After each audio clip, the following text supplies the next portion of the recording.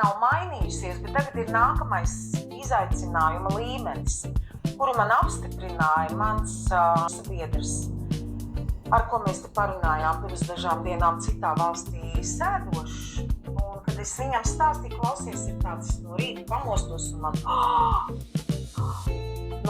šausmas ir, un pēc tam jau tur nāk. Un viņš, būdams aktieris, izcils aktieris, viņš nav ezotēriķis tādā ziņā, ja, bet viņš ir pēc savas būtības un tā, ko viņš rada uz skatuves.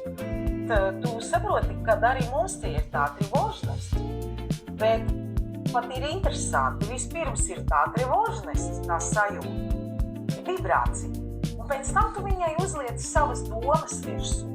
Tās domas mēs uzklājam, mums ir kaut kāda tā realitāte, un kurā mēs pilnīgi atbilstoši varam atrast, iemeklēt tai vibrācijai, kas ir čaus un vibrācija palaist apkārt. Atsevišķa liela tēma, no kurienes viņa nāk, vai viņa nāk mākslīgas starotas, vai viņa nāk no astro, pie tā es tūliņ arī ķeršos klāt, vai viņa nāk no, protams, no kolektīvā cilvēces lauka, kas tā dzīvo vienās